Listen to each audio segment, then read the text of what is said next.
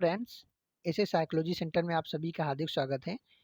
जैसा कि हम सभी जानते हैं कि उत्तर प्रदेश शिक्षक पात्रता परीक्षा प्रीवियस ईयर में मनोविज्ञान के जितने भी क्वेश्चंस आए हुए हैं उन सभी का हम लोग अध्ययन कर रहे हैं। क्लास फर्स्ट हो चुकी है। जिन छात्रों ने अभी तक क्लास फर्स्ट नहीं देखा है, प्लेलिस्ट में जाकर के आप देख सकते हैं। आज हम लोग क्लास सेकेंड कर रहे हैं।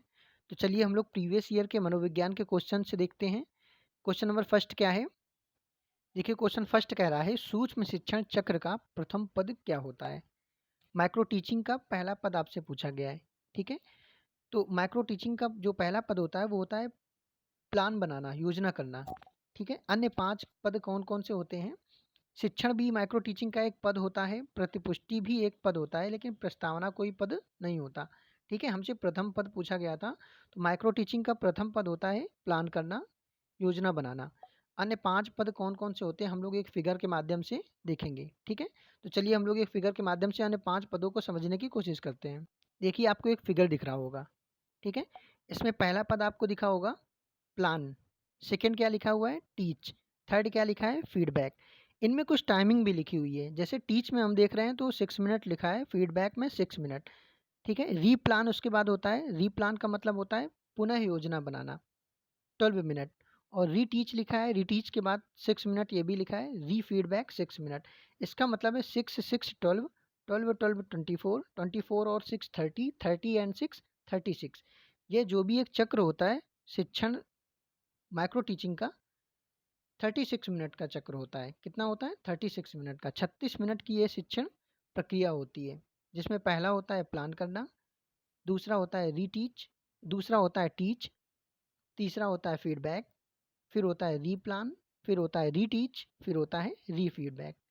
ठीक है, प्लान मतलब योजना बनाना, टीच मतलब शिक्षण, फीडबैक मतलब प्रतिपुष्टि, रीप्लान पुनः योजना बनाना, रीटीच पुनः शिक्षण एंड रीफीडबैक पुनः प्रतिपुष्टि। ठीक है, आशा करता हूँ कि आप सभी को समझ में आ गया होगा माइक्रो टीचिंग का ये साइकिल। ठीक है, क्वेश्चन नंबर सेकंड में देखिए, क्वेश्चन नंबर सेकंड क्या दिया हुआ है? निम्न में से कौन सा शिक्षण का सूत्र नहीं है? शिक्षण का सूत्र कौन सा नहीं है? मोस्ट इंपॉर्टेंट क्वेश्चन है। एक क्वेश्चन शिक्षण सूत्र से जरूर आता है क्वेश्चन में। ठीक है, ए ऑप्शन दिया है अनिश्चित से निश्चित की ओर, बी ऑप्शन है दृश्य से अदृश्य की ओर, विजिबल टू इनविजिबल, सरल से कठिन की ओर, एंड निगमन से आगमन की ओर। तो शिक्षण का सूत्र कौन सा नहीं होता? निगमन से आगमन की ओर, यह शिक्षण का सूत्र नहीं होता। शिक्षण का सूत्र क्या होता है? इंडक्टिव टू डिडक्टिव, आगमन से निगमन की ओर, यह होता है। ठीक है, तो चलिए आज हम लोग देख लेते हैं कि शिक्षण सूत्र होते कितने हैं। ठीक है, टोटल हम लोग शिक्षण सूत्र के बारे में देखेंगे। चलिए हम लोग देखते हैं कितने शिक्षण सूत्र हैं पूरे। देखिए, फर्स्ट में आपको दिख रहा होगा सरल से जटिल की ओर। फर्स्ट में आपको दिख रहा है सिंपल टू डिफरेंस। सेकंड दिया है ज्ञात से अज्ञात की ओर, नोन टू अननोन। थर्ड दिया है स्थूल से सूक्ष्म की ओर, कॉन्क्रीट टू एब्स्ट्रैक्ट। पूर्ण से अंश की ओर, होल टू पार्ट्स। अनिश्चित से निश्चित की ओर, इनडिफाइंड टू डिफाइन।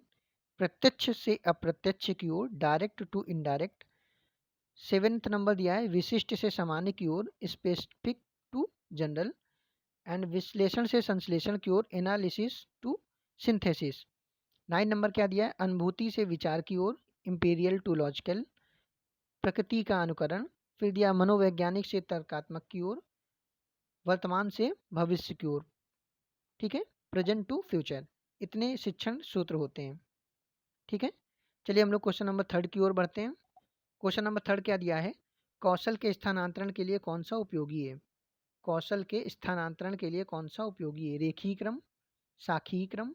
कौशल अंतरण एक गति है ना कि उद्देश्य। तैयारी और अर्जन। तो कौशल अंतरण एक गति है ना कि उद्देश्य। ठीक है, option number C is correct answer. Next question, अग्रिम व्यवस्थापक प्रतिमान किस परिवार से संबंधित है? तो देखिए, अग्रिम व्यवस्थापक प्रतिमान इसके डॉक्टर डेविड द्वारा दिया गया था। अग्रिम व्यवस्थापक प्रतिमान का सिद्धांत advance organiser model, advance organiser model. ये ऑप्शन है सामाजिक अंतःक्रिया, सूचना प्रक्रियाकरण, वैयक्तिक एंड व्यवहार परिमार्जन। तो ये इसका ऑप्शन होगा सूचना प्रक्रियाकरण। ठीक है, इंफॉर्मेशन प्रोसेसिंग परिवार से संबंधित है। क्वेश्चन नंबर 5 देखेंगे हम लोग। फैक्चुअल क्वेश्चन है, अपेरला का प्रत्याशा सिद्धांत किसके द्वारा दिया गया था? तो विक्टर ब्रूम के द्वारा अपेरला का प्रत्याशा सिद्धांत दिया गया था। ठीक है। क्वेश्चन नंबर 6, निम्न में से कौन सा अच्छे शिक्षण की एक विशेषता नहीं है? जनतांत्रिक एक अच्छे शिक्षण की विशेषता है। सहानुभूति एक अच्छे शिक्षण की विशेषता है। वांछनीय सूचनाएं देने वाला ये भी एक अच्छे शिक्षण की विशेषता है। लेकिन स्वेच्छाचारी यह एक अच्छे शिक्षण की विशेषता नहीं है। Option number C is correct answer. Question number 7, संज्ञानात्मक क्षेत्र का सही क्रम क्या है? मिस्टर बी एस ब्लूम के द्वारा एक क्रम दिया गया था, इसका सही क्रम आपको बताना है। तो मूल्यांकन, अनुप्रयोग, विश्लेषण, संश्लेषण, अवबोध और ज्ञान। Option A. ऑप्शन बी, मूल्यांकन, अवबोध, ज्ञान, विश्लेषण, संश्लेषण एंड अनुप्रयोग। ऑप्शन सी, ज्ञान, अनुप्रयोग, अवबोध, विश्लेषण, संश्लेषण, मूल्यांकन। ऑप्शन डी, ज्ञान, अवबोध, अनुप्रयोग, विश्लेषण, संश्लेषण, मूल्यांकन। तो संज्ञानात्मक क्षेत्र का जो सही क्रम है वो ऑप्शन डी में दिया हुआ है, ज्ञान, बोध, अनुप्रयोग, विश्लेषण, संश्लेषण, मूल्यांकन। हम लोग इसको ऐसे याद करते हैं, ज्ञान, बोध, अनुप्रयोग, विश्लेषण, संश्लेषण, मूल्यांकन। Option number D correct answer. Question number 8, निम्न में से कौन सा संवेग का एक तत्व नहीं है? तो देखिए क्या पूछा गया है, कौन सा संवेग का तत्व नहीं है? ऑप्शन ए संवेदी, संज्ञानात्मक, सी ऑप्शन व्यवहारात्मक, डी ऑप्शन दैहिक। तो संवेदी कोई भी संवेग का तत्व नहीं होता है। ठीक है, संवेदी कोई भी संवेग का तत्व नहीं होता। संवेग होता क्या है? संवेग एक मानसिक प्रक्रिया होती है या मानसिक अवस्था कह सकते हैं, जिसमें शारीरिक व मानसिक पक्षों का एक समावेशन होता है। ठीक है। क्वेश्चन नंबर 9 की ओर हम लोग चलते हैं। समावेशीकरण की सफलता के लिए क्या आवश्यक है? ऑप्शन ए अभिभावकों की भागीदारी का न होना। ऑप्शन बी अलगाव। ऑप्शन सी क्षमता निर्माण का अभाव। ऑप्शन डी संवेदनशीलता। समावेशीकरण की सफलता के लिए क्या आवश्यक है? तो समावेशीकरण की सफलता के लिए आवश्यक है संवेदनशीलता। ठीक है। क्वेश्चन नंबर 10 की ओर हम लोग चलते हैं। अधोलिखित में गणित संबंधी अधिगम अक्षमता को कौन सा पद परिभाषित करता है? ऑप्शन ए पठन दोष। ऑप्शन बी गणना दोष। सी निरस्ता संबंधी दोष। ऑप्शन डी उपयुक्त में से कोई नहीं। तो गणित से संबंधित पूछा गया है, तो इसका मतलब है गणित से संबंधित पूछा गया तो गणना दोष परिभाषित करता है। ठीक है। अधिगम अक्षमता को कौन सा पद परिभाषित करता है? गणित संबंधी अधिगम अक्षमता को तो गणना दोष प्रभावित करता है, परिभाषित करता है। क्वेश्चन 11 देखेंगे। समावेशी कक्षा में किस प्रकार के छात्र शामिल होते हैं? तो इंक्लूसिव एजुकेशन के बारे में आपसे पूछा गया है कि समावेशी कक्षा में किस प्रकार के छात्र शामिल होते हैं। तो देखिए समावेशी कक्षा में तो सभी प्रकार के छात्र शामिल होंगे, चाहे वो सामान्य हो चाहे वो विशिष्ट हो। ठीक है। तो सामान्य और विशिष्ट दोनों प्रकार के छात्र शामिल होते हैं। ठीक है। ऑप्शन ए इसका करेक्ट आंसर होगा। क्वेश्चन नंबर 12, किसी भी नई भाषा को सीखने के लिए कहाँ से प्रारंभ किया जाना चाहिए? वाक्यों के निर्माण से, शब्दों के निर्माण से, अक्षरों व शब्दों के मध्य साहचर्य से, उपयुक्त में से कोई नहीं। तो देखिए हम लोग कैसे मनोविज्ञान के क्वेश्चंस को देखते हैं जो पॉजिटिव होते हैं। ठीक है। तो सिर्फ वाक्यों के निर्माण से हम लोग नहीं देख सकते और सिर्फ शब्दों के निर्माण से नहीं देख सकते, अक्षरों व शब्दों के मध्य साहचर्य से देख सकते हैं। ठीक है। Option number C is correct answer. Kohler यह सिद्ध करना चाहता था कि सीखना एक स्वायत्त यादृच्छिक प्रक्रिया है, संज्ञानात्मक संकार्य है, एक ऐसी स्थिति है जिसमें व्यक्ति पशु से श्रेष्ठ है। ऑप्शन डी परिस्थिति के विभिन्न अंगों का प्रत्यक्षीकरण है। तो कोहलर यह सिद्ध करना चाहता था कि सीखना कौन सी प्रक्रिया है?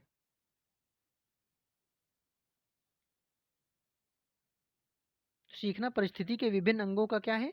प्रत्यक्षीकरण है। सीखना विभिन्न अंगों का प्रत्यक्षीकरण है, परिस्थिति के विभिन्न अंगों का प्रत्यक्षीकरण है। ठीक है। चलिए नेक्स्ट क्वेश्चन की तरफ हम लोग चलते हैं।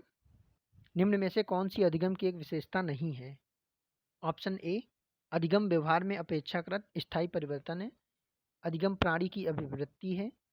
अधिगम का अवलोकन प्रत्यक्ष रूप से किया जा सकता है। अधिगम एक लक्ष्योन्मुखी प्रक्रिया है। तो निम्न में से कौन सी अधिगम की एक विशेषता नहीं है? तो अधिगम व्यवहार में अपेक्षाकृत स्थायी परिवर्तन है, बिल्कुल सही। अधिगम प्राणी की अभिवृद्धि है, ये भी सही है। अधिगम एक लक्ष्योन्मुखी प्रक्रिया है, ये भी सही है। अधिगम का अवलोकन प्रत्यक्ष रूप से किया जाता है, ये कहना बिल्कुल गलत है।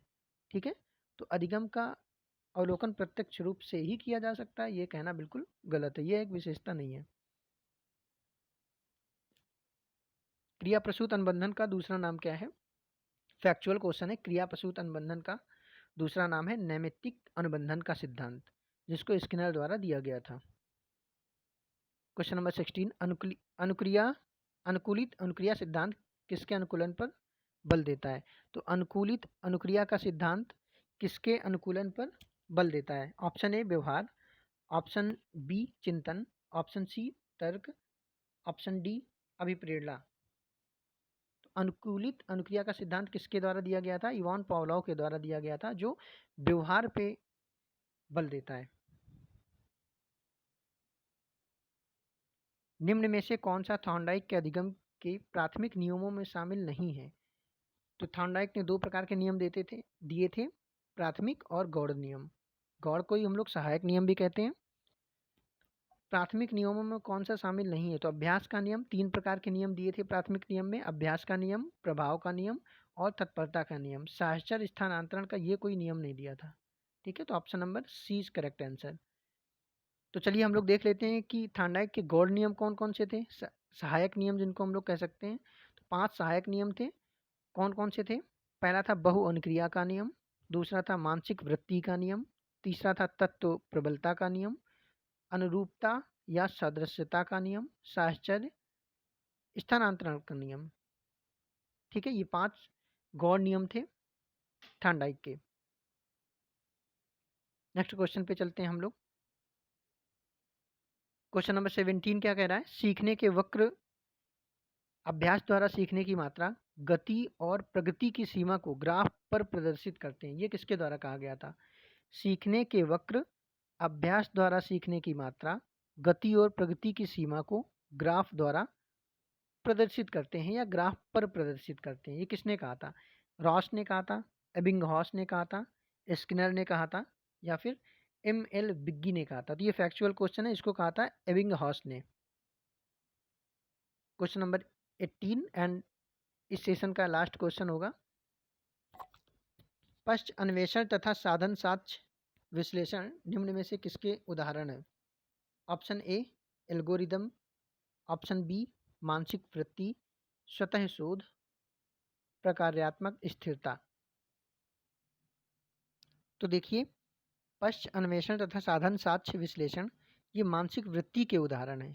ठीक है, मानसिक वृत्ति के उदाहरण है। साधन साक्ष्य विश्लेषण समस्या समाधान की एक तकनीकी है जो क्रिएटिविटी को प्रोत्साहन देने का कार्य करती है। फिर से समझेंगे, साधन साक्ष्य विश्लेषण समस्या समाधान की एक ऐसी तकनीकी है जो क्रिएटिविटी मतलब सृजनात्मकता को प्रोत्साहन देने का कार्य करती है।